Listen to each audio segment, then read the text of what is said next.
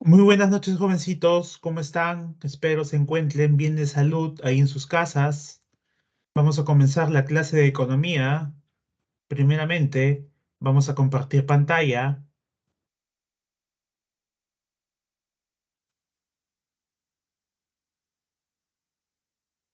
Ya, esta es la segunda semana. La dinámica de la clase, no se olviden, si quieren participar, activen sus micrófonos. Me pueden interrumpir en cualquier momento.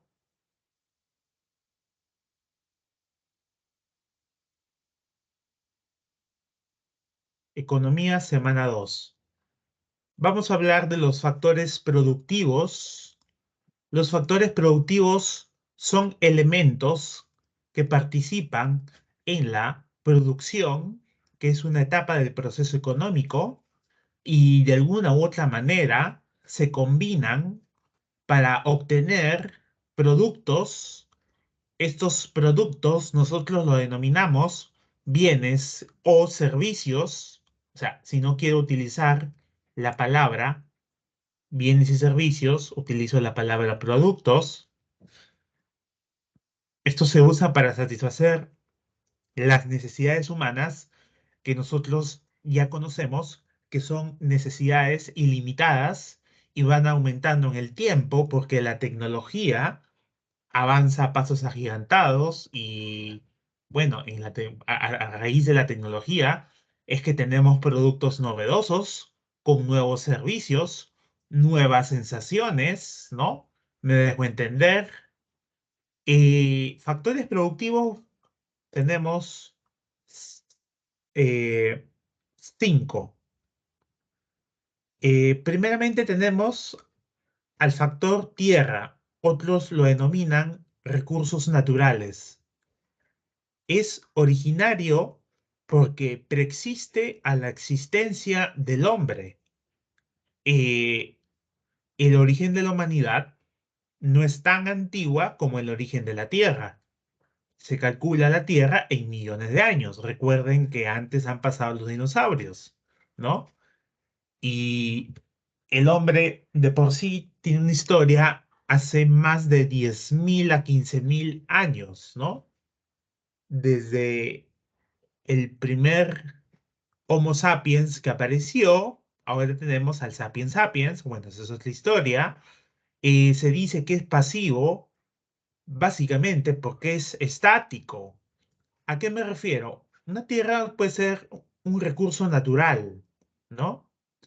Por ejemplo, si tú vendes una tonelada de madera, ¿no? O sea, lo vendes y lo trasladas, evidentemente, vas a obtener una retribución que es una renta.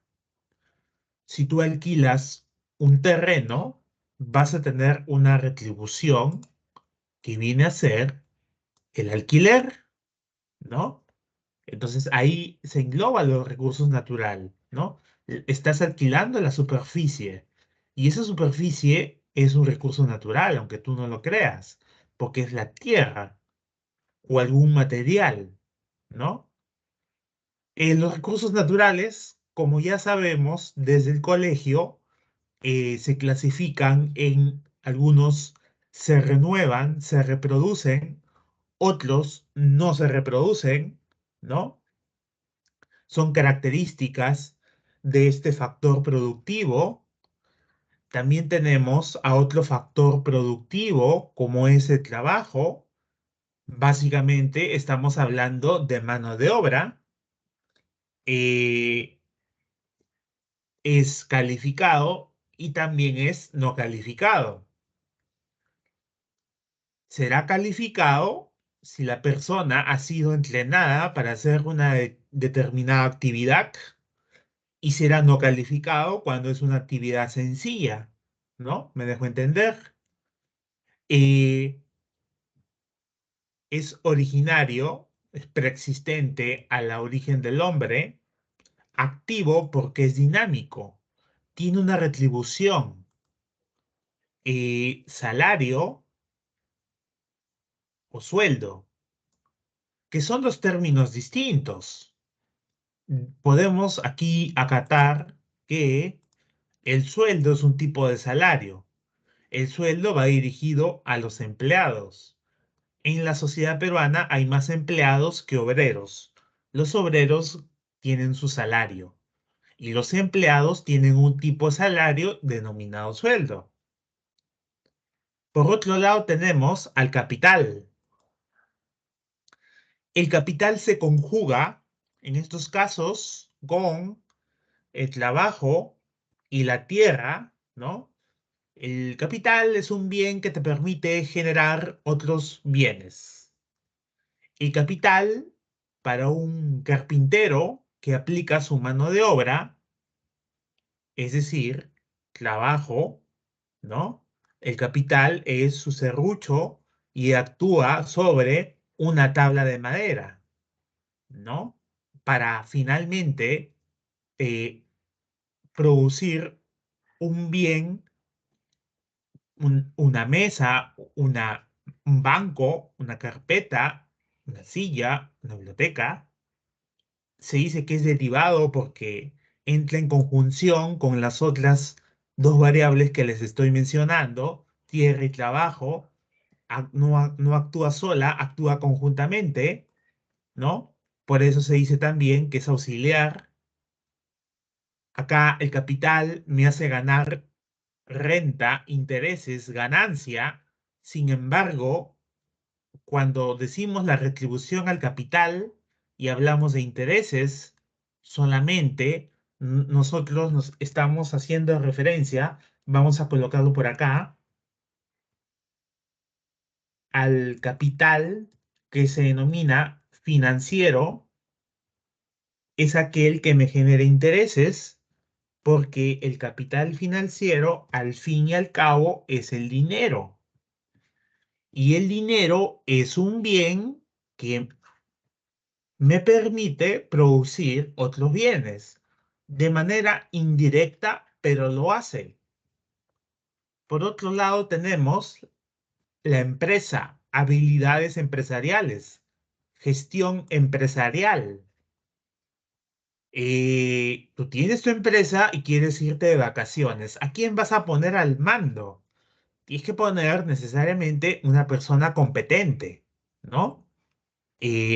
Bueno, una persona que haya pasado tal vez para una escuela de negocios, un contador, tal vez, un economista, ¿no? Que sepa cómo se maneja una empresa de manera técnica, ¿no? Y que sea un líder.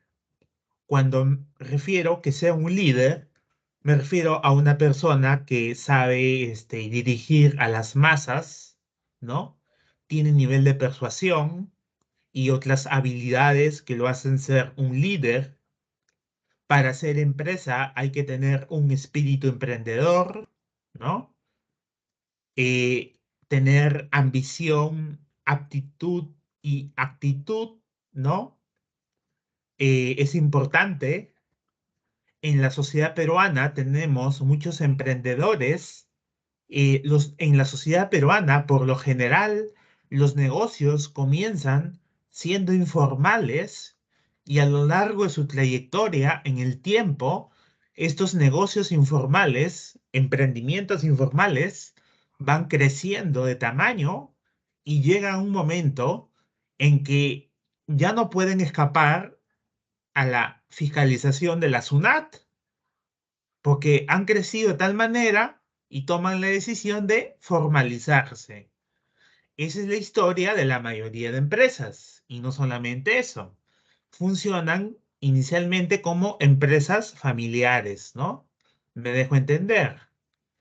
Las empresas, su retribución por su participación en la generación de bienes y servicios en el mercado son las ganancias o utilidades. Las utilidades son ganancias empresariales después de haber pagado a sus trabajadores, después de haber pagado a los administrativos y pagado los impuestos, tienen utilidades. Pero estas utilidades, muchas veces hay los casos de utilidades, vamos a colocarlo por acá, utilidades no retenidas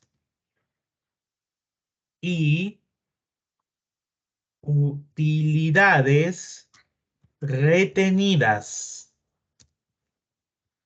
Las utilidades no retenidas son distribuidas entre los socios, me refiero a las ganancias de las empresas, y una parte menor hacia los trabajadores.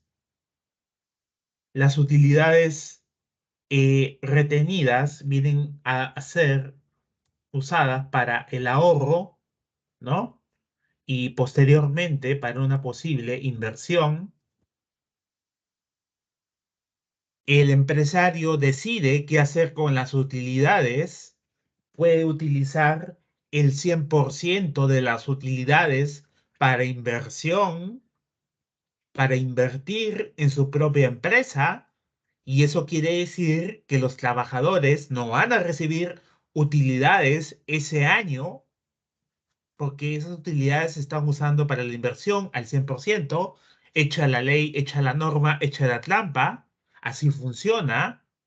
Tenemos también otro factor que es el Estado.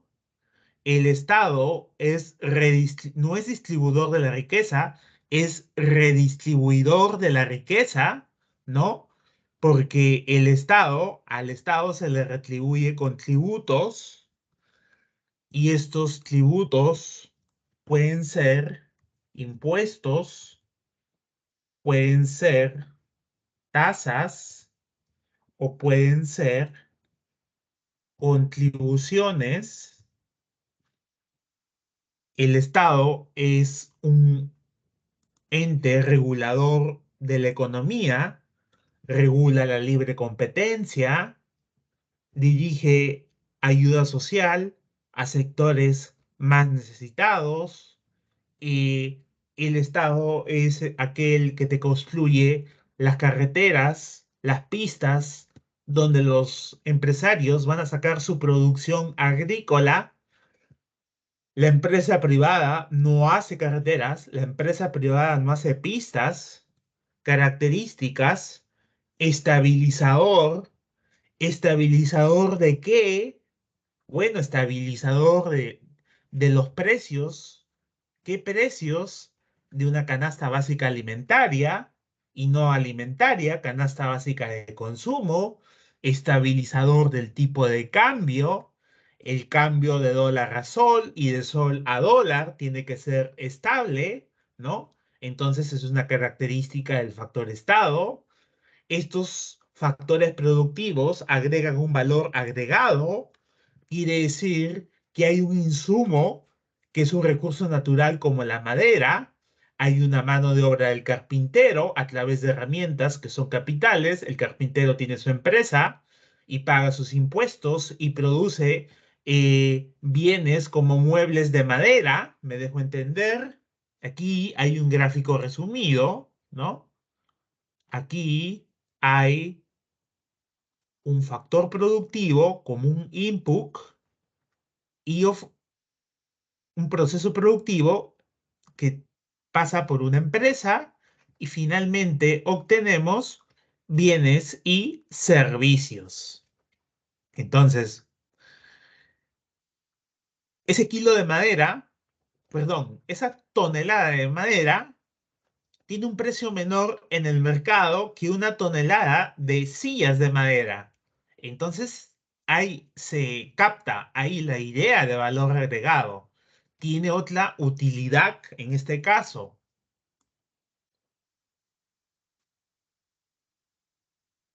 El factor tierra hace referencia a los elementos que existen en la naturaleza con anterioridad al ser humano. Ya les había mencionado que el ser humano no tiene más de 20.000 años de historia. Pueden ser incorporados al proceso de producción. Medio geográfico, territorio y climas, ¿no? Es un factor de la naturaleza. Territorio,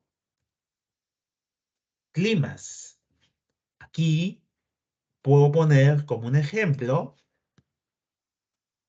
el factor natural que afecta muchas veces vemos, por ejemplo, podemos plantar una semilla de café en el Perú y la misma semilla de café en Colombia.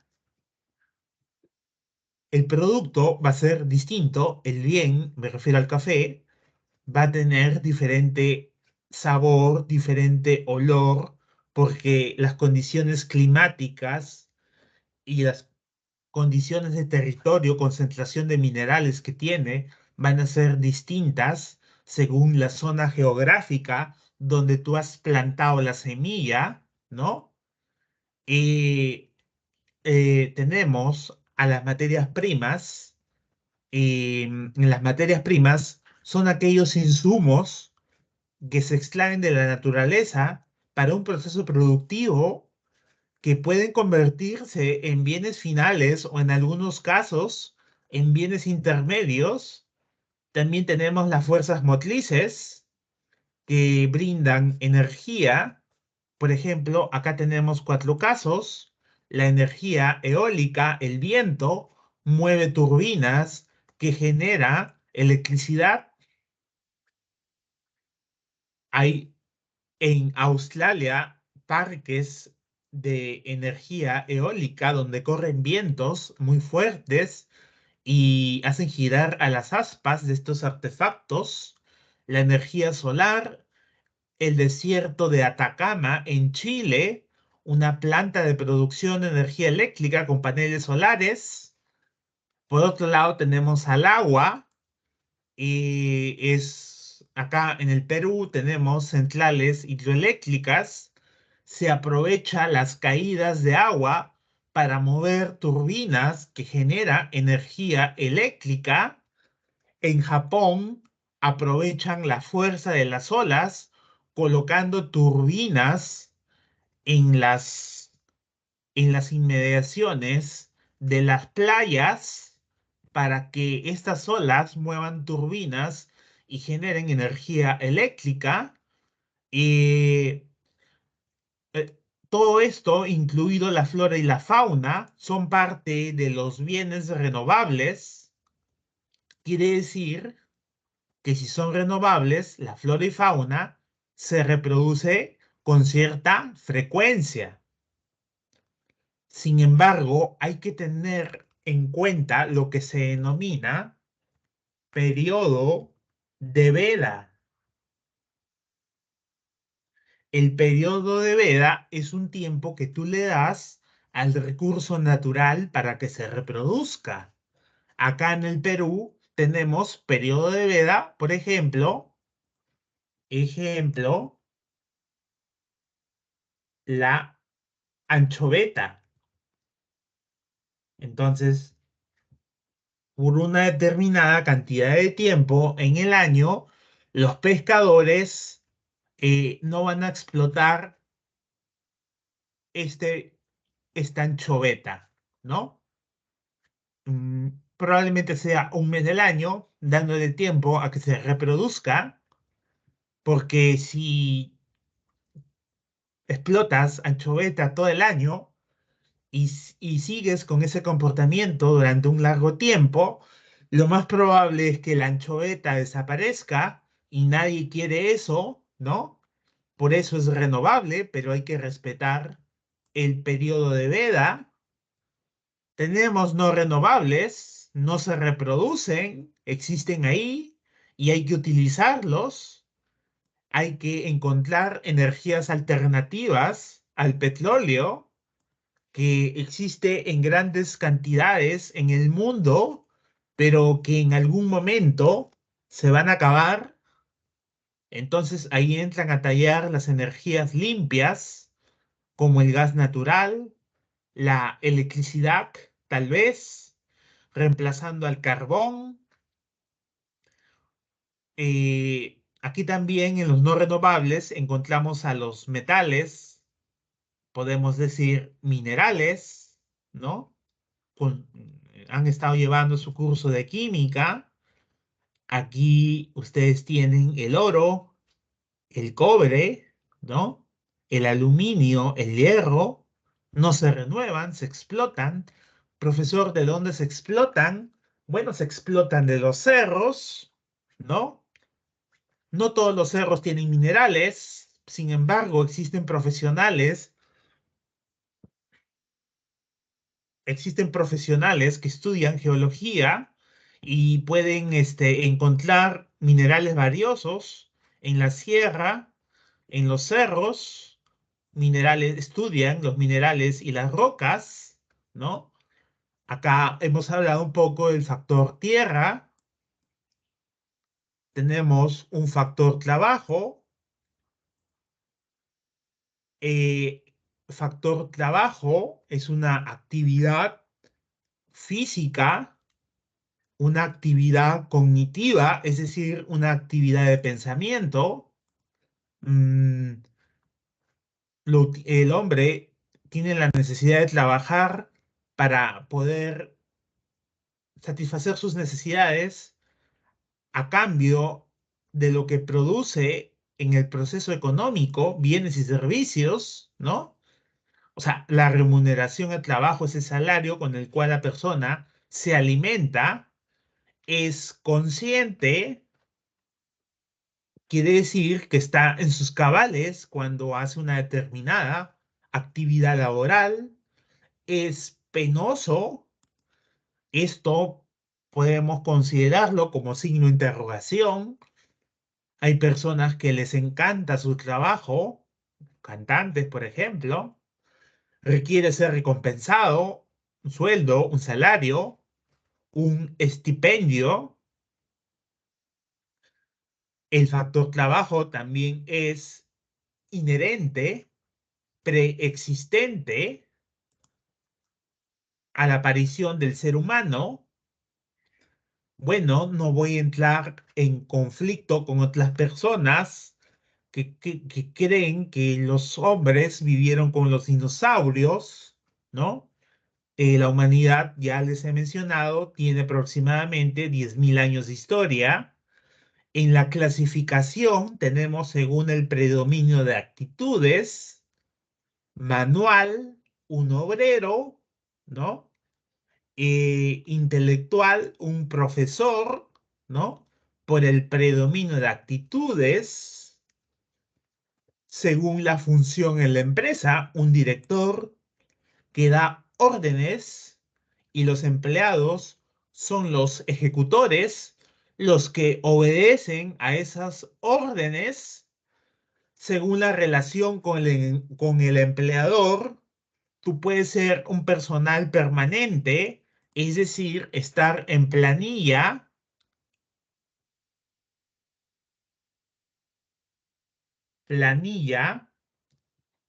o ser un profesional independiente y realiza servicios, ¿no? A cambio de un pago en el cual tu relación con el empleador es simplemente servicio realizado, servicio pagado. El independiente emite recibo por honorarios. En la especialización tenemos trabajos simples, como lo ves, un trabajador de limpieza, y tenemos un trabajo calificado, ¿no? Limpieza o mantenimiento, y un trabajo calificado puede ser una operación quirúrgica que hace un doctor. Entonces, vemos que la especialización depende mucho del tiempo en el cual tú te hayas preparado, ¿no? Esa es una clasificación. Vamos a borrar. Vamos a pasar a la siguiente diapositiva, productividad laboral. Y la productividad laboral es una relación entre la producción y los recursos que yo uso.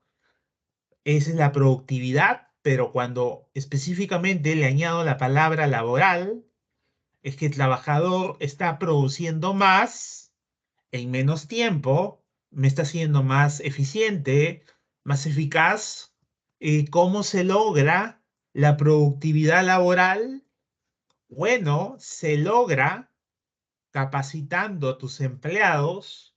Muchas empresas, muchas fábricas tienen convenios con Senati, ¿no? Mandan a su personal a capacitarse en Senati, obreros, soldadura universal, mantenimiento de maquinaria pesada, tal vez. En todo caso, una vez que son capacitados, adquieren pericias, adquieren habilidades, ¿no? Y eso es en base a la capacitación, ¿no? Entonces decimos que la productividad laboral se produce a través de la capacitación del personal. Tú como dueño de una empresa, quieres hacer que tu empresa crezca, capacita a tu personal, ¿no? Eso incrementa su productividad, van a adquirir conocimientos. No solamente las empresas industriales tienen convenio con Senati. Evolución de los sistemas de trabajo. Acá tenemos cooperación forzada, cooperación libre. Tenemos a la esclavitud, un modo de producción en el cual hay una relación entre un amo y otra persona denominada esclavo, el cual no tiene ningún derecho y debe obedecer a su amo. El amo solamente le debe dar alimentos, ¿no? Para que viva. En el caso de la esclavitud, decimos, se da antiguamente por las guerras entre pueblos, pueblo derrotado, pueblo que es tomado en parte como esclavos. También tenemos una esclavitud por delitos, por no cancelar deudas, mejor dicho, esclavitud por deudas. Los hijos de los esclavos siguen siendo esclavos. Acá tenemos que mencionar necesariamente a dos personajes en la historia del Perú. Me refiero a don José de San Martín, vamos a ponerlo con mayúscula, don José de San Martín, ¿no? El día de la independencia,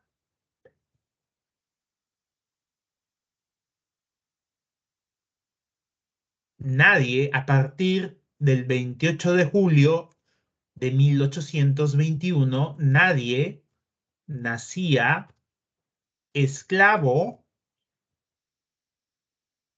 Y tenemos que mencionar también don Ramón Castilla, que es conocido por decretar la manumisión de esclavos, es decir, había esclavos que habían nacido un día antes de la independencia y seguían siendo esclavos. En Ramón Castilla ya no, todos eran libres. Y eso como una estrategia de Ramón Castilla de incorporarlos a sus ejércitos. La esclavitud se fue suavizando por la llegada del cristianismo. Me dejo entender, ama a tu prójimo como a ti mismo. La servidumbre, al igual que la esclavitud, es un modo de producción donde tenemos un señor feudal y por otra parte nosotros tenemos un siervo. El señor feudal es dueño solamente del trabajo del siervo. El siervo hacía labores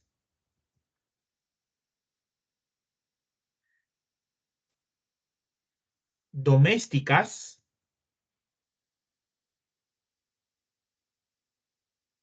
El señor feudal le entregaba al siervo vestimenta, alimentos, viviendas, y el siervo le declaraba cierta lealtad. El señor feudal, que en esta etapa de la servidumbre estamos hablando básicamente del feudalismo, donde el señor feudal es un representante del rey, de la nobleza, o representante del clero de la Iglesia Católica, ¿no? Y para administrar una determinada zona de tierras y explotarlas, ¿no? En la antigüedad, no tanto antigüedad, en la época colonial había siervos que en ciertos casos no podían convertirse esclavos porque los conquistadores se dieron cuenta que el esclavo, el negro africano, exportado del África, tenía más resistencia a las enfermedades, no moría trabajando en las minas, como sí sucedía con los indígenas del antiguo Perú. Por eso se tomó una decisión. Los indígenas van a ser siervos y los negros esclavos van a trabajar en las minas, ¿no? Esa decisión se tomó porque los conquistadores se dieron cuenta que los siervos estaban falleciendo, estaban muriendo en ciertos trabajos rudos. Por otra parte, tenemos la cooperación libre, tenemos al gremio que antecede a los colegios profesionales. Actualmente tenemos diversos tipos de gremios diferenciados en oficios, profesiones. Antiguamente había un gremio de alfareros, logueros, pasteleros, herreros, todos ellos estaban organizados, se controlaba la demanda y la oferta a través de la creación de locales, de talleres productivos, había escalas en el gremio.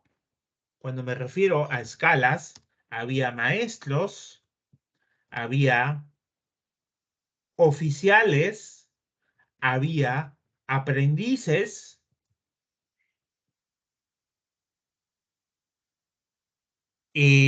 una forma de hacer carrera, ¿no?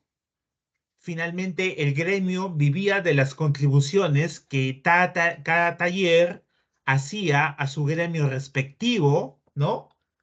En la actualidad, este gremio se ha transformado, ha cambiado de nombre y ahora se llama Colegio Profesional, Colegio de Ingenieros del Perú, Colegio de Contadores Colegio del Perú, Colegio de Enfermeras, Colegio de Nutricionistas, todos están empadronados, ¿no? Por otra parte, tenemos la libre contratación. Esto se da después de la Revolución Francesa. Aquí nosotros mencionamos que la fuerza de trabajo es una mercancía, es decir, algo susceptible a ser comprado o vendido, ¿no? Entonces, aquí en la libre contratación puede haber trabajadores que no estén en gremios, Por otra parte, tenemos a la contratación colectiva que se da después de la Segunda Revolución Industrial. Actualmente estamos en la cuarta revolución industrial, Industria 4.0. Me dejo entender, ha pasado el tiempo, hemos evolucionado la contratación colectiva. Aquí hablamos de trabajadores, trabajadores organizados en lo que nosotros denominamos sindicatos, donde nosotros nos damos cuenta que hay una unidad gremial frente a una unidad patronal.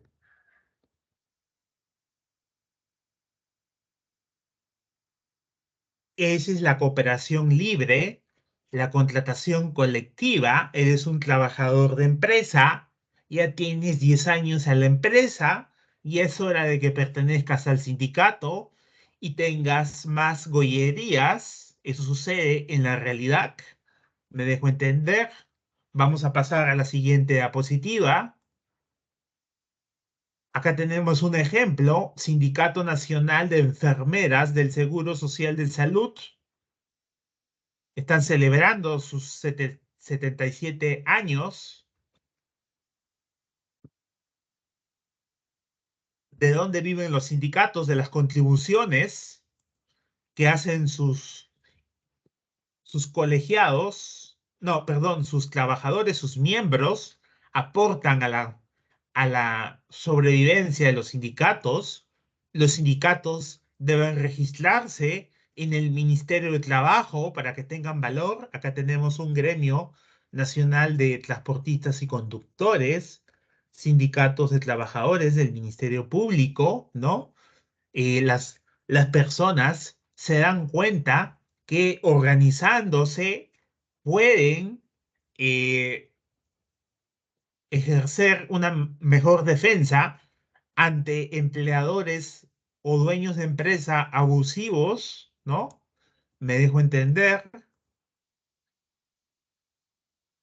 formas atípicas de trabajo. Tenemos a la esclavitud moderna que se da en ciertas zonas del Asia. Es una situación de explotación en la cual nadie puede negarse, ¿no? Porque existe coerción, abuso, engaño, ¿no? Aquí el ejemplo de una esclavitud moderna, eh,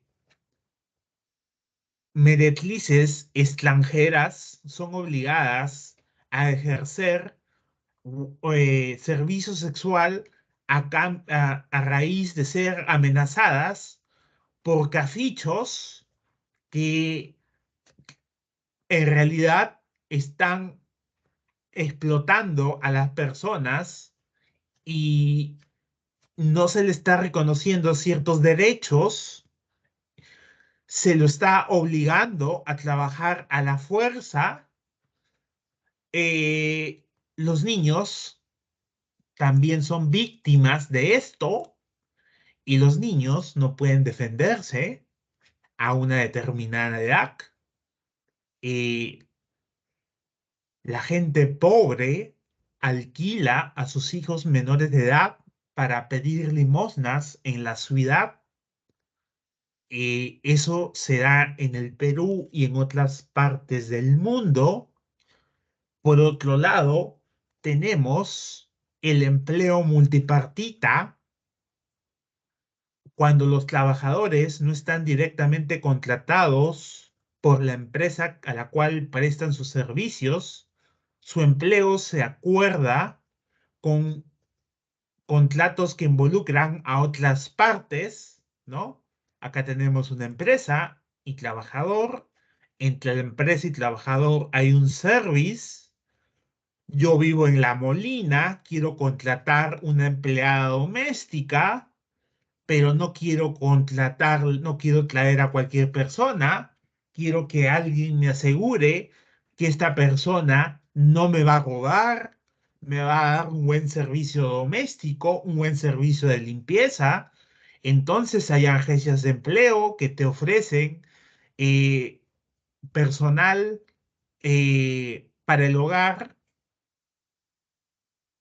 trabajadoras del hogar y te dan garantías. Tú vives en La Molina, tienes capacidad adquisitiva, vas a pagar un poco más por esa empleada del hogar que te está dando la agencia de empleos, pero te está garantizando que va a cumplir con sus funciones, porque la empresa de empleos está evaluando los candidatos, a las personas que van a ir a trabajar en su representación.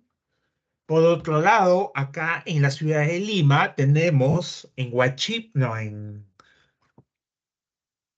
cerca a Huachipa, la empresa Gloria, la planta de lácteos y personal de limpieza que ocupa el mismo espacio físico con personal permanente, empleados del grupo Gloria. No están directamente contratados por Gloria, los empleados de limpieza, están contratados por un service.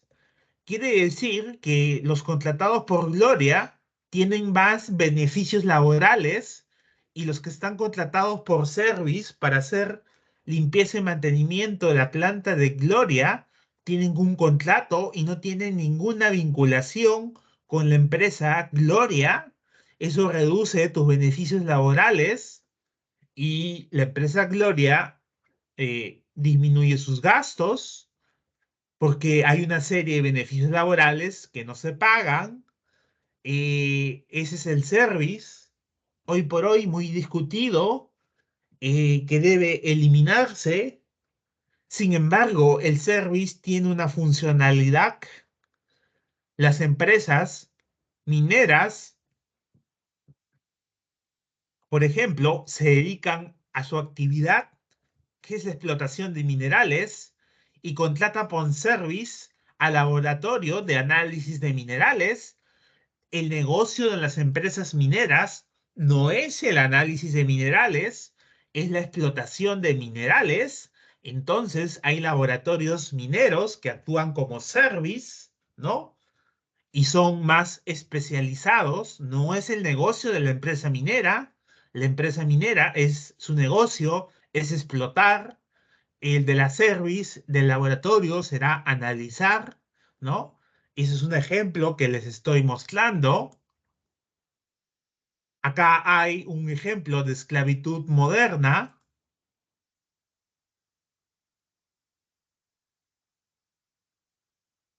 Millones de personas viven como esclavos alrededor del mundo, a pesar de que esta práctica ya fue abolida por Naciones Unidas.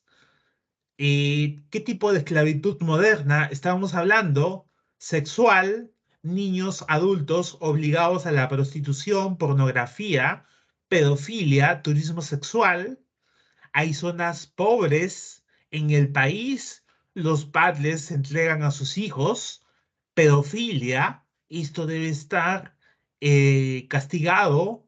Hay una esclavitud laboral, no se te reconocen las horas de exceso que estás laborando, ¿no? No tienes horas extras, tal vez. Militar, se secuestra a niños para que forman parte de las guerrillas, el terrorismo. Sendero Luminoso, hijos de campesinos, fueron reclutados, se les lava el cerebro. La servidumbre, personas obligadas a trabajo doméstico. Esto será en algunas zonas del Asia. Igualmente tenemos los matrimonios forzosos. Estamos en otra zona del mundo, estamos en Oriente Medio, Medio Oriente, donde ciertos países aceptan que los casamientos se den entre adultos y niñas. y muchas niñas como parte de su harén. En ciertos casos forma parte de su cultura, en ciertos casos no lo es. En todo caso, muchas veces un niño no está preparado como para casarse y lo que ello implica. ¿Me dejo entender?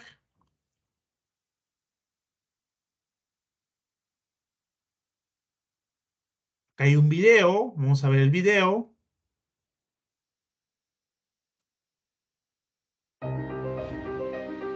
50 million people are in forced labor or forced marriage globally. These are men, women, and children who are forced to work or to marry because of threats, violence, deception, or abuse of power. An estimated 28 million people are in situations of forced labor, and a further 22 million people are in forced marriages. This is a significant increase over the last 5 years. Women and children are particularly vulnerable. More than 2/3 of those forced to marry are female, and almost 3/4 are younger than 15. Migrants are more likely to be in forced labor or to be trafficked than other groups. And more than 3 million children are in forced labor, half of them in commercial sexual exploitation. Modern slavery occurs in almost every country in the world. In fact, more than half of all forced labor occurs in upper middle or high-income countries. Entrapment in forced labor can last years, while in most cases, forced marriage is a life sentence. But it doesn't have to be this way. We know what needs to be done. With the right policies and action, we can all help end modern slavery. See what role you can play by checking out the latest global estimates of modern slavery.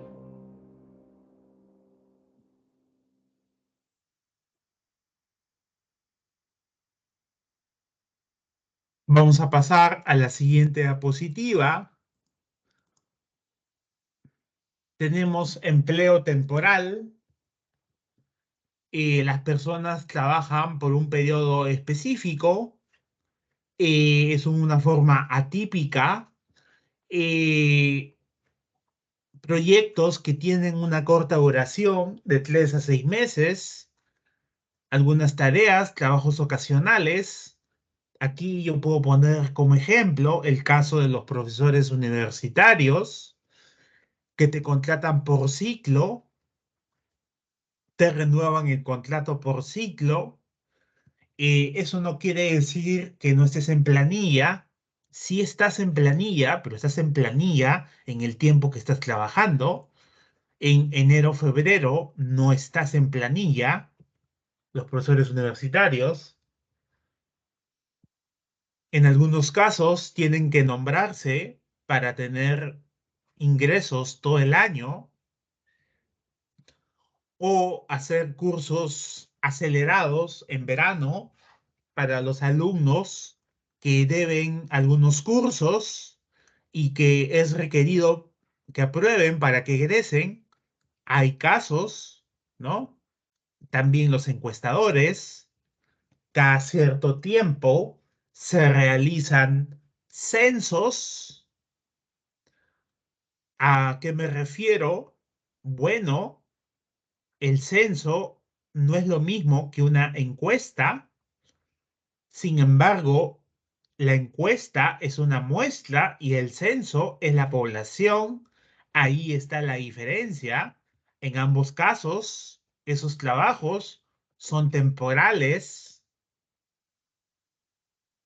Hay personas que procesan los datos de las encuestas, son profesionales que han estudiado estadística probablemente.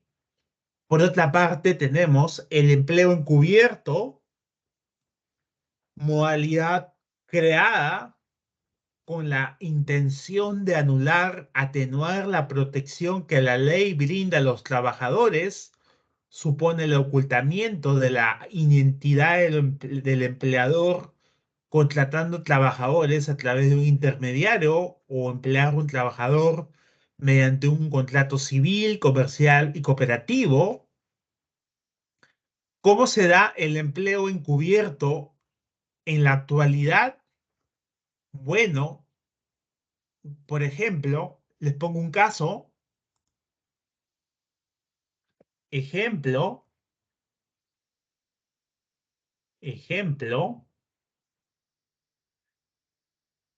te contratan por planilla 2.000 soles mensuales. Vamos a ponernos en un caso hipotético. Te contratan por planilla 1.200 soles mensuales. 1.200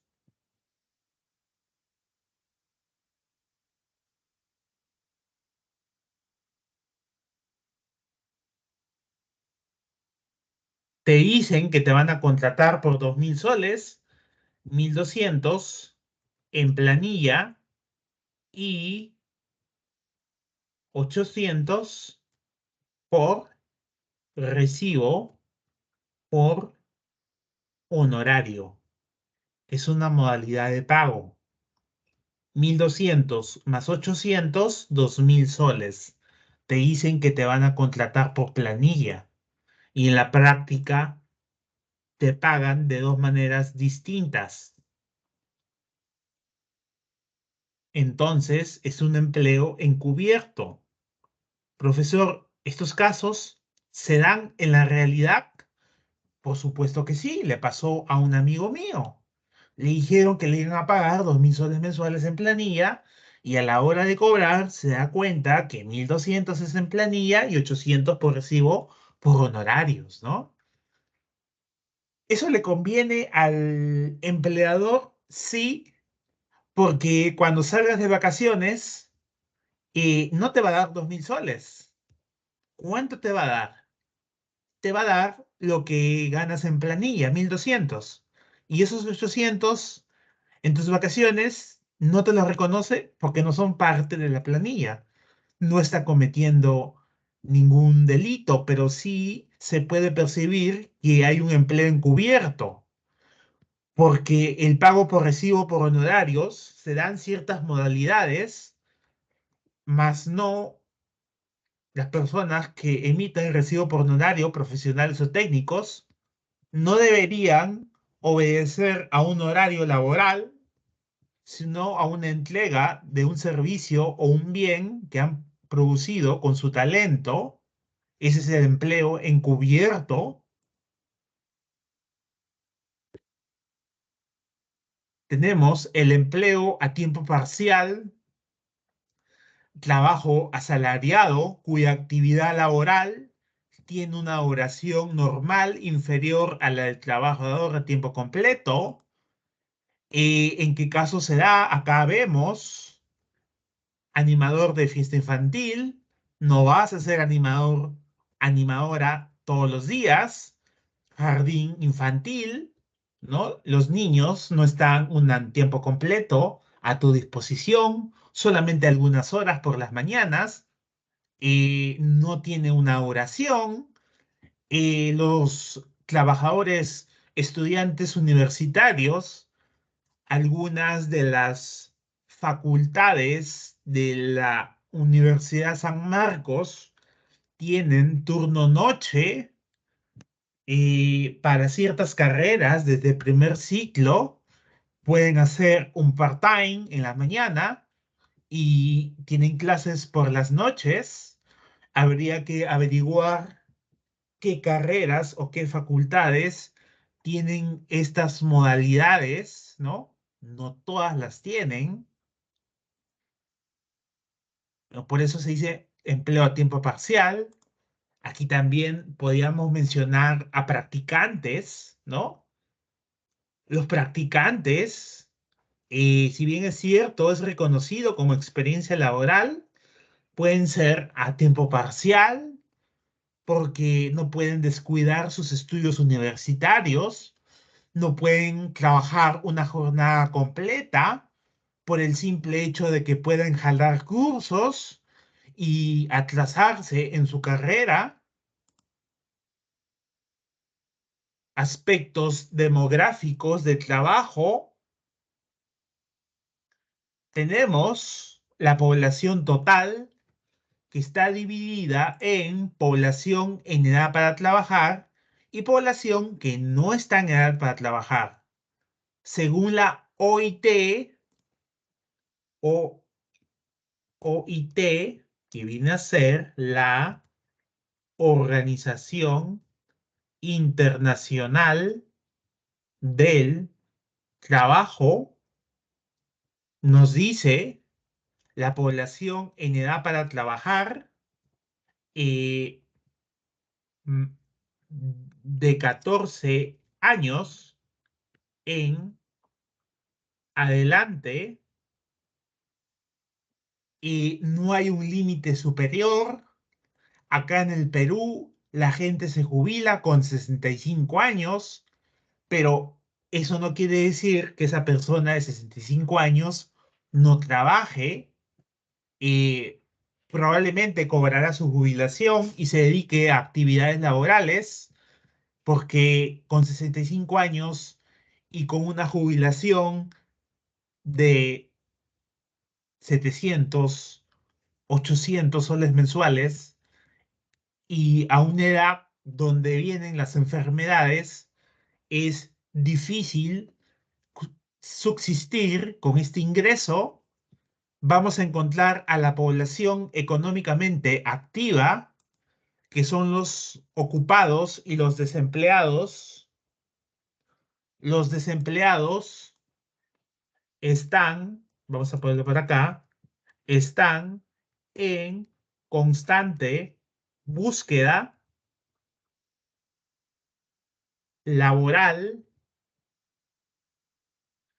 Los adecuadamente empleados, vamos a colocarlo por acá, es importante que ustedes sepan, beneficios laborales de los adecuadamente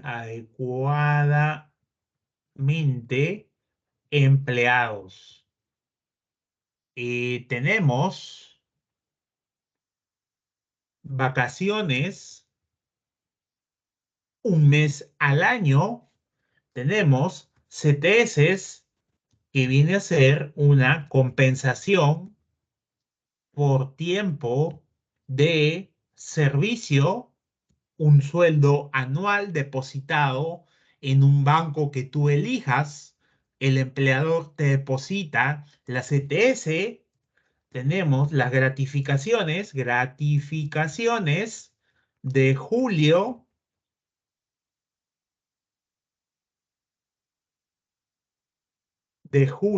y diciembre, un sueldo. ¿Qué más tenemos? La asignación familiar, que es un 10% del salario mínimo legal. Por el hecho de tener hijos, la empresa te paga un reconocimiento. El salario mínimo legal es 1.025 soles. Estamos hablando de 102,5 soles como asignación familiar, solamente por el hecho de tener hijos. También tenemos las horas extras, 25% adicional a una hora normal. ¿Y qué más tenemos? Tenemos seguro social, me refiero a salud. ¿Qué más tenemos? Licencia por maternidad.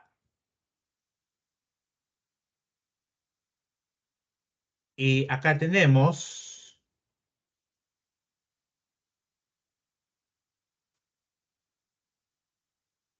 90, me parece que es 90 o 95 días. Y también tenemos una licencia por paternidad. Y tenemos 10 días. Acá la argumentación. ¿Por qué la mujer tiene una mayor licencia que el hombre, que al fin y al cabo ambos van a criar al bebé, ¿no? Y deberían ser iguales, enfoque de género, y no la mujer tiene mejores condiciones para criar al niño en sus primeros días, un tema a debatir. Estos son los adecuadamente empleados. Los subempleados tienen una característica: no ejercen su profesión para lo cual se han preparado.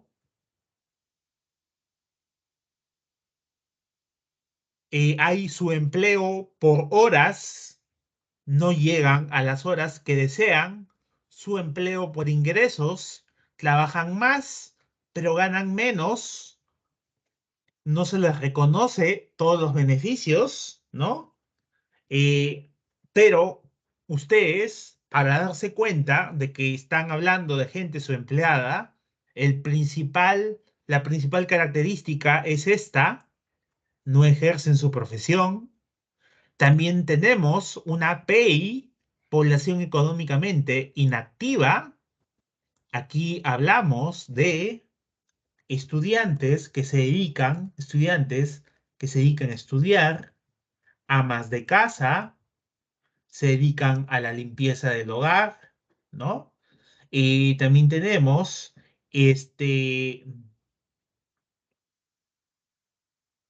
discapacitados que no pueden trabajar por la condición que tienen, ¿no? Y hay un porcentaje de discapacidad, lo determina el Seguro Social, un comité. ¿Por qué razón? Porque hay discapacitados que podían hacerte ciertas labores si te lo permite tu porcentaje de capacidad. Me refiero, por ejemplo, las empresas Metro, WOM, contratan gente con gente que tiene síndrome de Down, ¿no? Por una cuestión de responsabilidad social. Ellos tienen un porcentaje de discapacidad, pero no es tan alta. Por eso pueden ser contratados y pueden ser útiles a la sociedad. Finalmente tenemos a los ninis, personas que no desean trabajar, ¿no? Y personas que están desocupadas. Bueno, mm, de los colegios egresan 100.000 alumnos todos los años, y hay gente que no tiene necesidad de trabajar, sus padres los mantienen, ¿no? Podríamos estar en ese caso. Acá vemos un cuadro de la población en edad para trabajar según área de residencia. Los mayores porcentajes los encontramos en la zona urbana a comparación a la zona rural, ¿no? Población económicamente activa y no económicamente activa, ¿no? Acá están las comparaciones, ¿no? En realidad, en la parte rural hay mucha informalidad, y no solamente en empresas, sino también en empleos. Bueno, esto queda grabado para un posterior análisis. Vamos a hablar del mercado. El mercado es el mecanismo, vamos a colocarlo por acá, mecanismo de asigna, mm, mecanismo de asignación de precios en un entorno físico o virtual. Aquí se da una interacción entre ofertantes y demandantes. En el mercado vemos, por un lado, tenemos a las empresas, unidades de producción, y por otro lado tenemos a las familias, unidades de consumo. Se dice que las familias eh, son dueñas de los factores productivos y las empresas proveen bienes y servicios. Se parte de ese supuesto. En el mercado, un indicador de estabilidad son los precios, y no me refiero de un artículo en particular, sino de cualquier producto eh, que sea de consumo cotidiano y que su precio esté inestable. Esto podía darnos una idea de la estabilidad del mercado. Los precios no pueden estar oscilando. Los precios de los alimentos no pueden estar oscilando. Acá tenemos un mercado de factores de producción, y los factores de producción son recursos. Claro, esto ya lo hemos visto en la primera diapositiva. Factor tierra, factor trabajo, capacitado o no capacitado, calificado o no calificado, capital, bienes que me permiten producir otros bienes, y finalmente la tecnología que hace que yo produzca más. Ejemplo, eh, yo tengo mi criadero de vacas. La tecnología me brinda hormonas para que estas vacas crezcan más rápido, produzcan más leche, ¿no? Y más carne. Existe tecnología para aumentar la producción agrícola, simplemente agregando cierto abono especial a la siembra, ¿no? Finalmente es cosechada. Son algunas de las bondades de la tecnología. El mercado de productos tenemos según el volumen transado. Tenemos al mercado de Santa Anita, que es un mercado, Santa Anita, un mercado de productores, un mercado mayorista. Tenemos un mercado minorista, las bodegas. Y por otra parte, según el acceso al mercado abierto, no requiere muchos requisitos,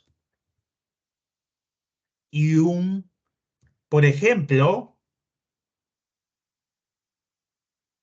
una panadería, licencia de funcionamiento, licencia de fumigación, mercado cerrado, requiere requisitos. Por ejemplo, un laboratorio químico requiere licencias de funcionamiento, permisos de defensa civil, que es el INDECI, ¿no? Vamos a volver por acá, tal vez no lo saben. Y el INDECI es defensa civil, instituto, no, no, Instituto de Defensa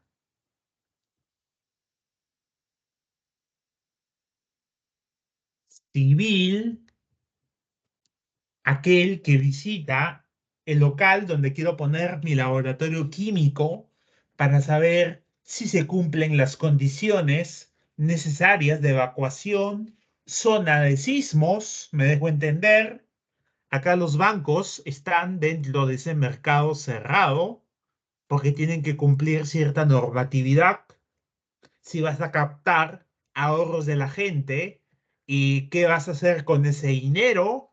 Las SBS te fiscaliza, Superintendencia de Banca y Seguros, ¿no? Es importante en estos casos que el Estado intervenga como supervisor de estos bancos que tienen ahorros de cientos de familias, ahorros los cuales a las familias les han tomado años llegar a una cantidad determinada. Según el periodo de atención, tenemos un mercado permanente. En estos casos hablamos de los supermercados que atienden todo el año.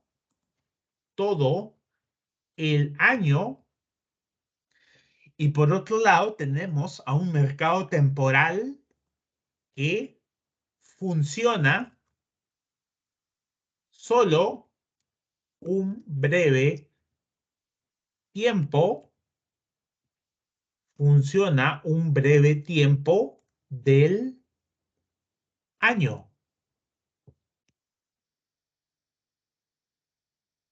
Ese es un mercado temporal. Mm, Por ejemplo, vamos a colocarlo por acá. Ejemplo, las ferias. ¿Qué ferias? Ferias gastronómicas, mixtura,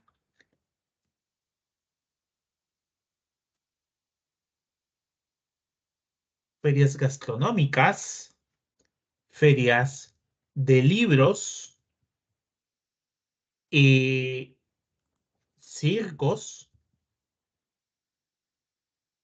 y obras de teatro, mercado cultural, según el aspecto formal, según el aspecto legal. Los formales cumplen requisitos de la legislación vigente. Mercado informal, acá tenemos a los vendedores ambulantes. En estos casos no tienen registros en el estado, por lo tanto, no cumplen la legislación. El mercado informal ofrecen productos prohibidos por ley.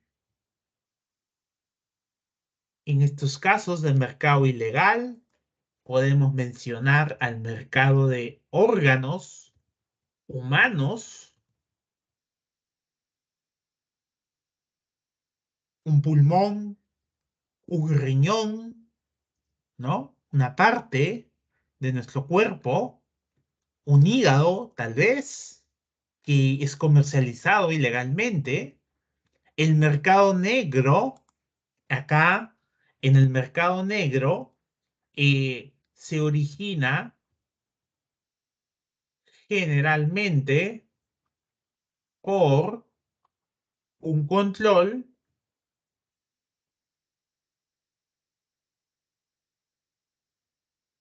de precios o normas estatales.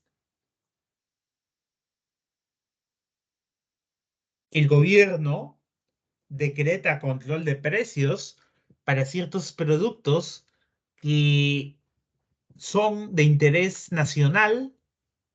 Acá tenemos, por ejemplo, en esta foto, a los vendedores ambulantes que congestionan las calles, están parados, están vendiendo, se dedican netamente a la compra y venta y de esa diferencia ganan dinero. La venta de la marihuana es una venta ilegal. La marihuana está prohibida por ley. Sin embargo, tenemos el principio activo de la marihuana, el principio activo, el cannabis medicinal extraído de la marihuana es comercializado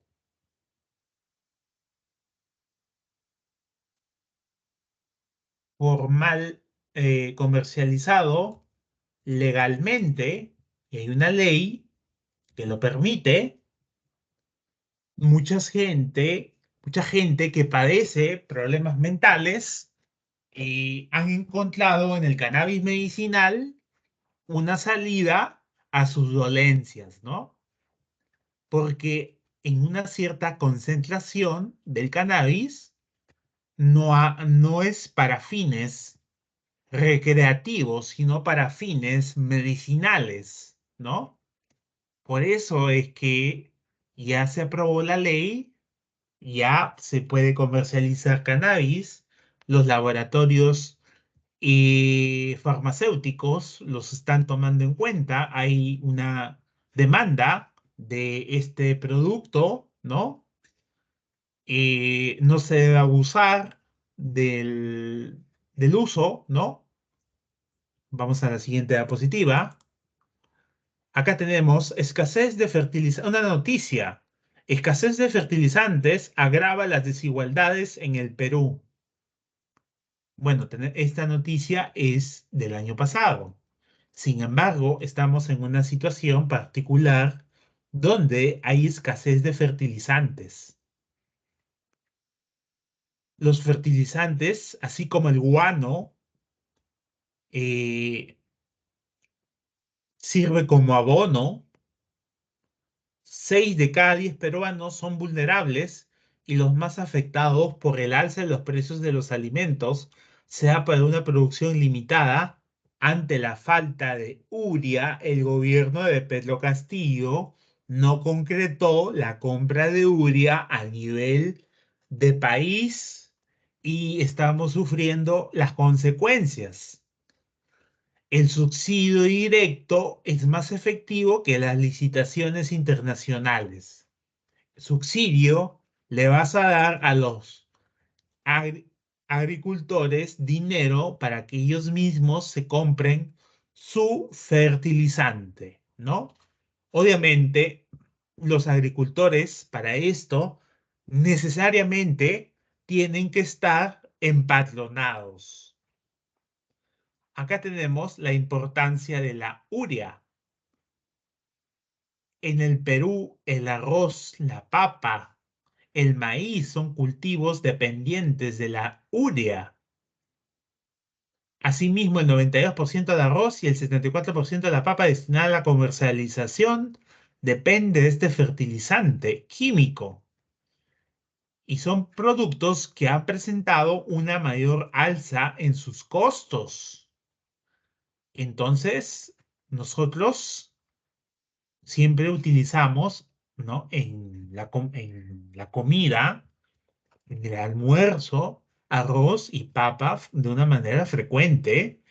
Y si estos productos agrícolas aumentan de precio, se entiende de que el menú, el menú de un restaurante posiblemente pueda aumentar de precio, ya no cueste 10 soles, sino cueste 12 soles. SBS autoriza, aquí hay una restricción de mercado cerrado, no es un mercado abierto, el mercado de la banca, hay que pedir permiso. La SBS es el órgano, Superintendencia de Banca y Seguros, estudia si el Banco de Chile puede ingresar como banca múltiple, el BCI, ¿no? Tiene que demostrar que tiene solvencia y hay otros permisos. Acá hay una página web, un código QR que ustedes pueden escanear por celular y llevarlos directamente a la noticia porque este video se graba. El tráfico ilegal de animales en Iquitos decomisan pieles y huesos valorizados en 42.120 soles. El mercado de Belén en Iquitos es conocido por ser un destino exótico donde se venden productos elaborados con animales y sin un control permanente. Es un tráfico ilegal porque hay una ley que dice que ciertas especies, estas especies deben ser protegidas y no se está haciendo esta labor o hay muy poco personal para impedir esta comercialización ilegal, ¿no? Y este es una noticia de Infobae. eh, Animales silvestres, por ejemplo, los cocodrilos, su piel es muy cotizada para hacer artículos textiles, ¿no? Es un caso. Fallas de mercado, tenemos la competencia imperfecta.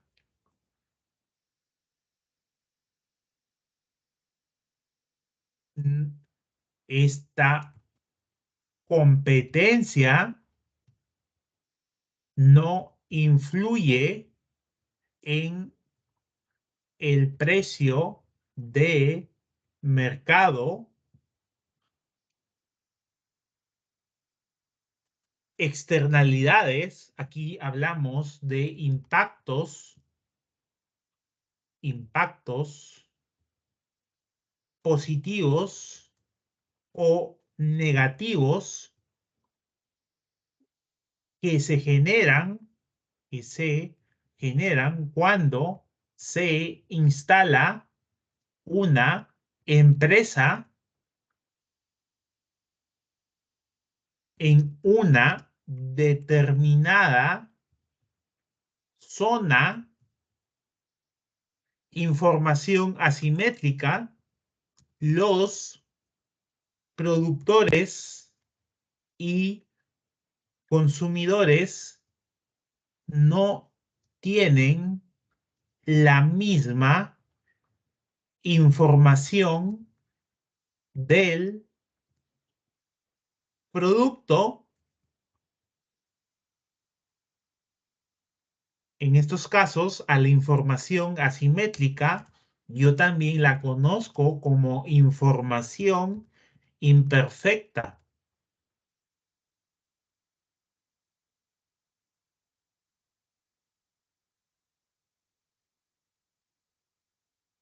Los bienes públicos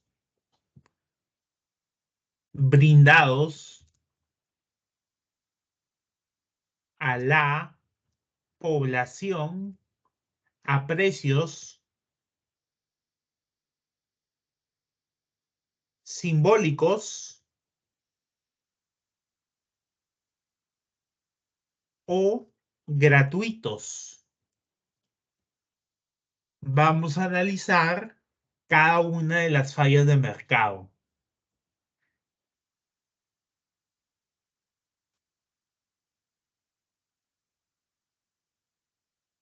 Externalidad negativa. Mire lo que ocasiona la tala de árboles en la Amazonía, ¿no? La Amazonía se está depredando. La Amazonía se considera el pulmón del mundo y gobiernos irresponsables no están a la talla para impedir que ciertos empresarios abusen y destruyan parte de la flora, parte de la Amazonía, ¿no? Cada vez tenemos menos árboles, es un impacto negativo que se genera en la sociedad. Aquí hay un ejemplo, eh, una discoteca en una zona urbana genera ruidos molestos enferma a los vecinos, genera enfermedades, genera estrés, la gente no puede dormir y es una externalidad negativa, un impacto negativo, pero también tenemos impactos positivos porque las empresas grandes y medianas invierten en investigación, los mercados producen una cantidad menor de lo socialmente deseable y acá decimos una tecnología para curar enfermedades, tiene un impacto positivo en la población, escribir libros tienen impacto educativo. La gente que lee más libros no solamente tiene más tema de conversación, sino que es más educada y tiene un mayor horizonte, mejores oportunidades, no solamente de trabajo, en todo aspecto. Ser una persona leída es recomendable, sobre todo ustedes que quieren ingresar a la Universidad de San Marcos, van a tener que leerse libros, ¿no? El promedio de lectura en el Perú, dentro de los 33 millones de peruanos que somos, el promedio de lectura es menos de un libro al año, ¿no? Es algo bastante escandaloso.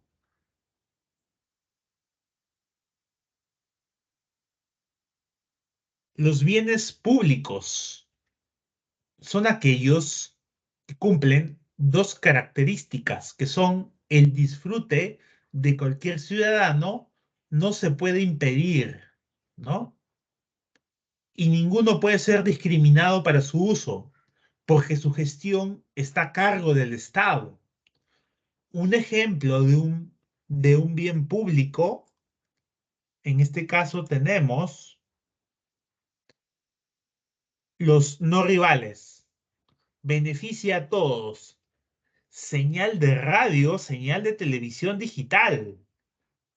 ¿Quién paga la señal de radio? ¿Quién paga la señal digital? En realidad lo están pagando los anunciantes, ¿no? Pero es un bien público porque es de uso público, no excluible. No es imposible impedir que lo utilicen los que no pagan. Defensa nacional, ¿no?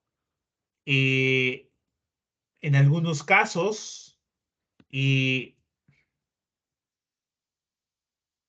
serenazgo, no pago mis arbitrios, pero llamo a serenazgo. El serenazgo no va a saber que yo le debo a la municipalidad y yo lo estoy llamando porque el vecino de al costado está haciendo una fiesta y el volumen está muy intenso. Consumidor parásito recibe el beneficio, pero no paga. La baja policía. A la limpieza pública también se le conoce con este nombre. Baja policía.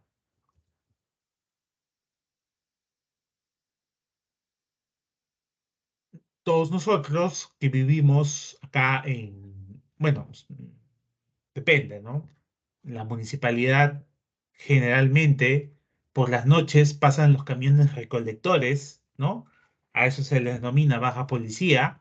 Eso está financiado por los arbitrios que la gente paga, ¿no?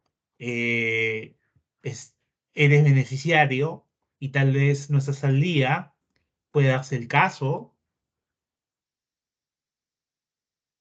La información asimétrica que se da en dos casos,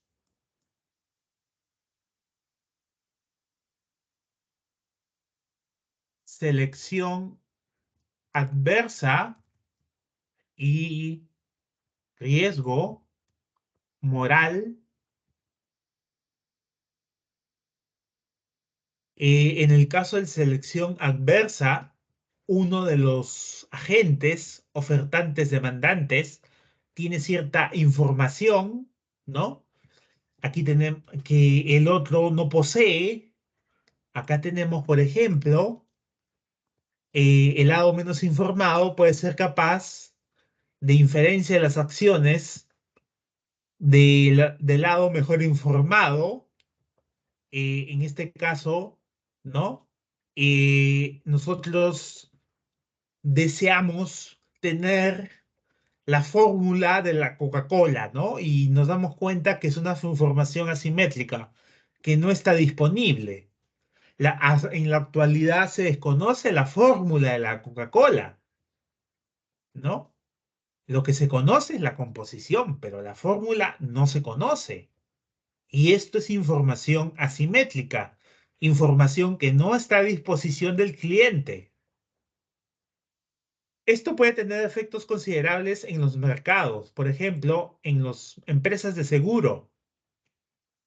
El vendedor de un auto tiene mayor información que el comprador, ¿no? El vendedor de un auto no te está diciendo las fallas que tiene su vehículo al momento de comprarse, al momento de venderlo. Y en el caso del seguro de vida, el que compra el seguro tiene mayor información que el vendedor, porque hace una declaración jurada y dice que no tiene cierta enfermedad terminal y compra un seguro de vida. A los 5 años fallece y el seguro de vida se activa y beneficia a su familia con un monto de miles de soles, ¿no? Y en su momento no dio toda la información a la aseguradora, ¿no? Me dejo entender.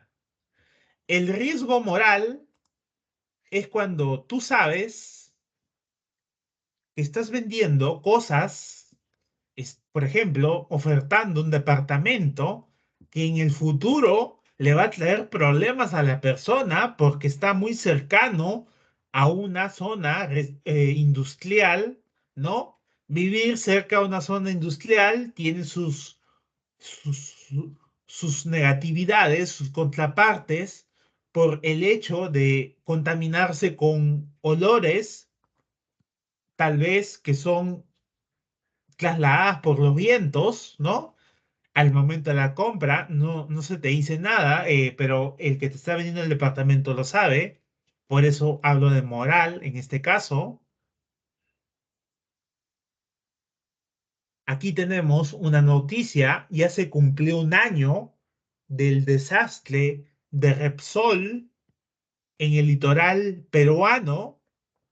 La UEFA, organismo de fiscalización ambiental, de evaluación y fiscalización ambiental, impone 2 multas a Repsol, La Pampilla,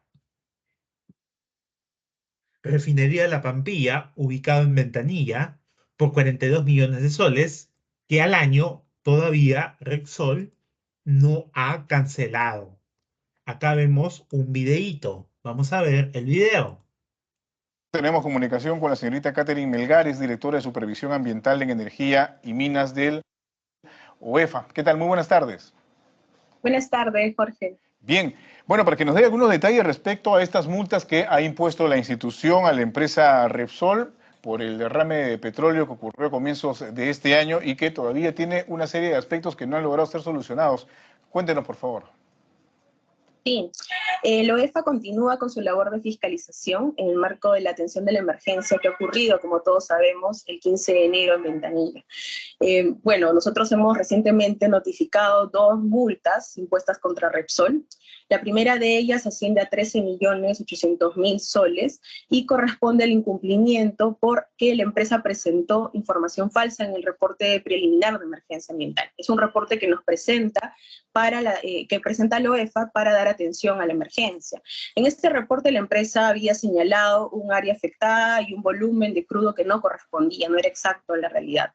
Se señaló que estaba afectado 2.5 metros cuadrados y que se habría derramado 0.16 barriles de crudo. Sin embargo, luego en el reporte final, que viene días después, 10 días hábiles después, se señala que la cantidad de crudo derramado ascendía a más de 10.000 barriles y que el área afectada también era de más de 10.000 hectáreas. Bueno, esa información lo tienen en internet. Esta es una cifra que se acerca a la... Acá hay otra noticia, también tiene su videíto. Pasamallito, está casi listo. Cómo se ve la obra que une Comas y San Juan de Lurigancho antes de inaugurarse. Este recorrido conectará el norte y el este de Lima en solo 30 minutos.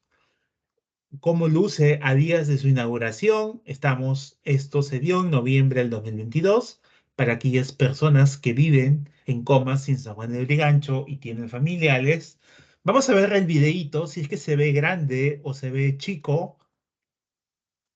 La nueva vía Pasamayito será inaugurada a más tardar este martes 15 de noviembre, según informó el alcalde de Lima, Miguel Romero, por lo que faltarían pocos días para que trasladarse de Comas a San Juan de Lurigancho en solo 30 minutos sea posible.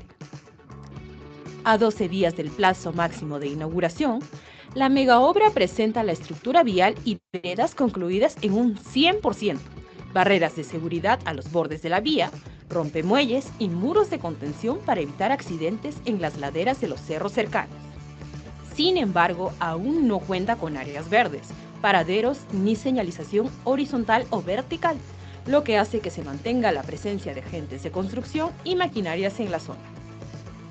Ejecutada por la Municipalidad Metropolitana de Lima, a través de EMAPE, la nueva vía Pasamayito tiene una inversión superior a los 60 millones de soles.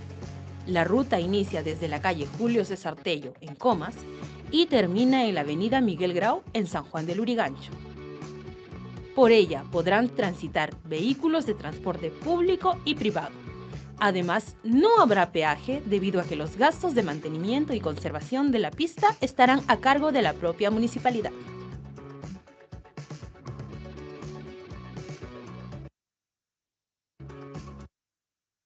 Esa obra de Pasamayito viene a ser una externalidad positiva, un impacto positivo que va a generar en la población de los distritos mencionados. Acá tenemos dos tipos de competencia, competencia perfecta y competencia imperfecta.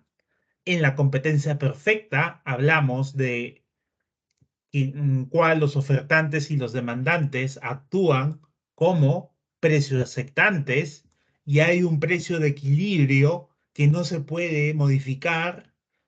Hablamos de atomicidad del mercado, atomicidad de mercado, quiere decir muchos ofertantes, muchos demandantes. En cambio, en la competencia imperfecta, tiene poder para influir en el precio de mercado. Por el lado de la oferta, nosotros tenemos al monopolio, tenemos al oligopolio y a la competencia monopolística. Y por el lado de la demanda, tenemos al monoxonio y oligoxonio. Y son casos, ¿no? Vamos a explicar algunos en el tiempo que nos queda. Monopolio es cuando hay un solo vendedor de un bien o servicio que te ofrece. En este caso tenemos un monopolio legal. La municipalidad cede una determinada zona de una carretera para que una empresa le haga mantenimiento y cobre un peaje por cada vehículo que pase por un valor de 5 soles. Es un negocio redondo. Esa empresa tiene la exclusividad y ninguna otra puede estar ahí. Es un monopolio legal. Un monopolio natural es de Sedapal, ¿no? Que se da cuando solamente el mercado admite a una sola empresa a desarrollar un nivel de inversión grande. No puede haber en Lima dos empresas sedapales. En las casas no puede haber dos tuberías de agua. No, no puede haber, es antitécnico. Por eso es un monopolio natural y un monopolio bilateral. Tenemos que un solo comprador versus un solo vendedor, ¿no? Acá tenemos al gobierno de los Estados Unidos y la empresa que le fabrica armas, ¿no? Acá está en la foto, armas, empresa de armas. Es evidente que Estados Unidos no va a querer que estas armas, con la tecnología que tiene, se vendan a otros países Ellos quieren la exclusividad. Por eso es denominado un monopolio bilateral. El cártel. Aquí hay una noticia. El Indecopi detectó el 2008 que ciertas boticas eh, se asociaron para fijar precios y niveles de producción, que es lo que denomina el cártel. El cártel más conocido es de la OPEC, la Organización de Países Exportadores de Petróleo. Acá estas cadenas farmacias pactan precios. Indecopi las multó por acordar precios perjudicando al consumidor. El paracetamol, tal vez, que es un medicamento que tiene mucha salida, estas farmacias se pueden hacer un arreglo para venderlas a un sol por unidad. Actualmente cuestan 20 céntimos. Esto perjudicaría al consumidor. Es una forma de competencia imperfecta, es el cártel. Aquí hay la noticia como Indecopi detectó a cártel farmacéutico. Hay que evitar las malas prácticas. Aquí está la página web, concertación de precios. Vamos a avanzar. El trust, una unión forzada de empresas para obtener el control de otras. Sin embargo, esto se aplica sí y solo sí al mismo sector. En el caso, el sector cervecero, Unión de Cervecerías Bacus, ¿no? Acá tenemos un trust. Coca-Cola absorbe Inca Kola, ¿no? Eso ya es una noticia ya de hace varios años. Se les pone como ejemplo. Esto es una práctica del trust, mismo sector, sector de las gaseosas, ese es el trust. Sin embargo, también tenemos el holding, que a diferencia del trust, acá tenemos distintos sectores. El grupo Intercor, que es el grupo del banco Interbank, adquiere negocios de diversa índole, ¿no? Por ejemplo, la cadena de colegios Innova School, eh, el banco Interbank, la comida rápida en Popeyes, Promar, Oesle, la Universidad Tecnológica del Perú. No es un trust, es un holding, distintos sectores, a través de la adquisición de todo o parte de su accionariado, me dejo entender. Esa es la diferencia entre un trust y un holding. Acá hay distintos sectores involucrados.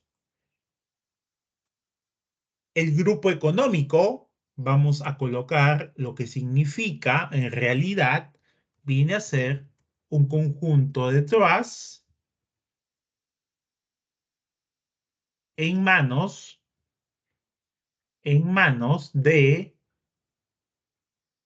grandes inversionistas. Es la agrupación de las empresas más importantes de las distintas ramas. Conjunto de trusts. Trust de bancos, trust de empresas de seguros, trust de empresas de transportes, sobre la base de la subordinación. Acá tenemos al grupo Romero, que es el dueño del BCP, ¿no? Tenemos el grupo Breca, grupo Wong, grupo Gloria. Tiene inversiones en, por ejemplo, Alicor. Si solamente tomamos el ejemplo de Alicor, nos damos cuenta que Alicor se desenvuelve en la industria de los alimentos, ¿no? Y tiene una gran variedad de productos. Por otro lado, tenemos Arranza, que es una empresa logística que no tiene nada que ver con empresa de alimentos, pero si pertenecen al mismo grupo, lo más probable es que Ramsa, una empresa logística, le dé servicios a Alicor en la distribución de sus productos, ¿no? Entonces, esto es un grupo económico, un conjunto de trusts. El joint venture, dos empresas del mismo rubro se unen para fundar una tercera empresa. Por ejemplo, Sony Ericsson es una empresa de telecomunicaciones. Sin embargo, Sony es japonesa y Ericsson es sueca. Reconocen sus potencialidades, reconocen que se pueden complementar y forman un joint venture. Sony Ericsson, diferentes capitales, forman una empresa nueva. Ni Sony ni Ericsson desaparecen del mercado. El oligopolio. Aquí hay pocas empresas que pueden influir en el precio del bien. En este tipo de mercado existen pocas empresas productoras frente a una gran cantidad de consumidores y pueden influir sobre el precio del producto. ¿Por qué razón?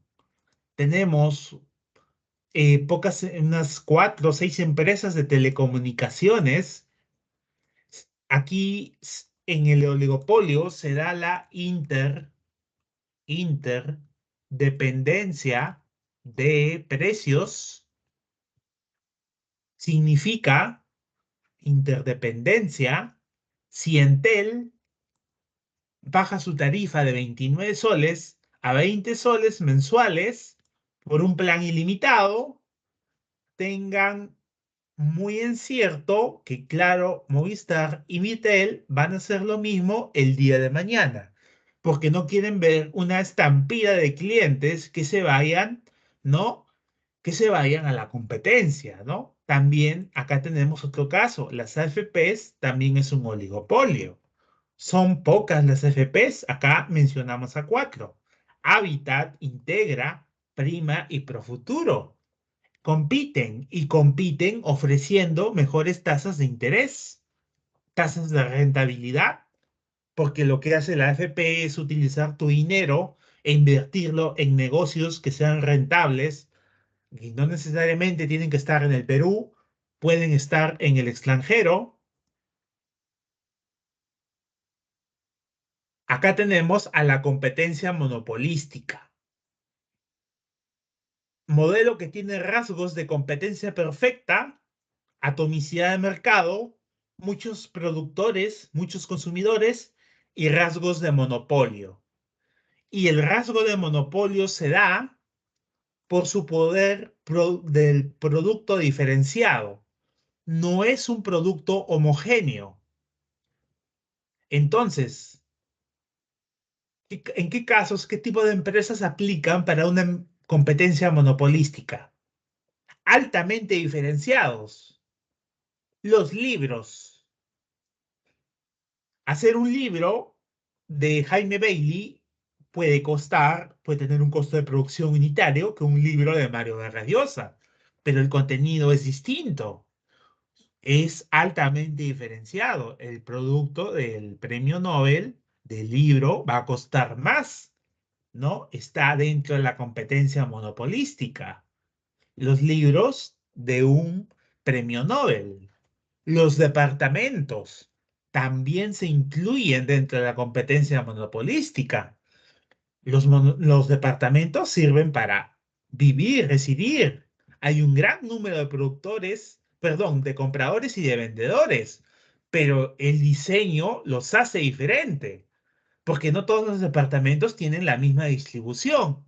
Ha pasado por ahí un arquitecto que ha hecho un diseño y un diseño que es más conveniente que otro diseño.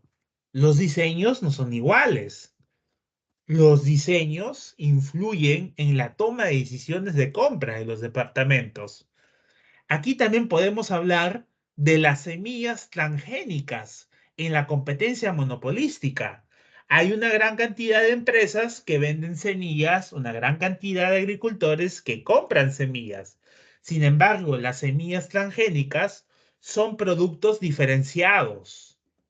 Son productos en los cuales eh, los bienes agrícolas son resistentes a las plagas, crecen más rápido y se adecúan mejor a climas extremos. Entonces, el negocio de la empresa monopolística, en este caso, Monsanto, voy a colocarlo por acá, Monsanto,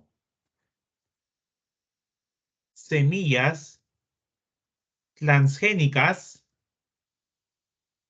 le cobra a los agricultores un porcentaje de sus ganancias por haber utilizado sus semillas, es decir, no las está vendiendo. Tú, campesino, agricultor, vas a usar mis semillas y me vas a dar un porcentaje de tus ganancias. Ese es el modelo de negocio de Monsanto. Las semillas transgénicas. Las semillas transgénicas en algunas zonas del mundo están prohibidas porque no se sabe realmente si hacen daño a la salud o tal vez puedan modificar el ADN humano. Finalmente, son estudios que Monsanto tiene bajo 4 llaves y evidentemente no las va a publicar porque la competencia seguiría los mismos pasos, ¿no? Entonces, es un producto que está dentro de un mercado de competencia perfecta y un producto altamente diferenciado, ¿no? Acá tenemos otros ejemplos.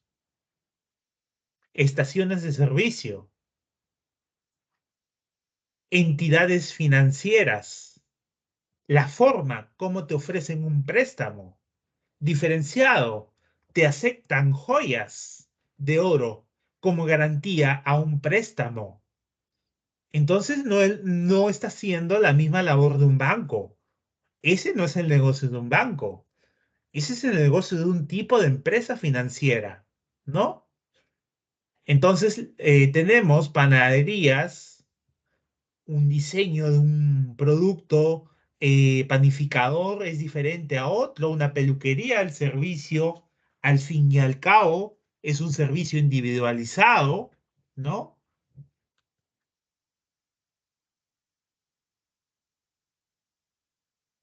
Vamos a colocar las alternativas de la evaluación en el chat.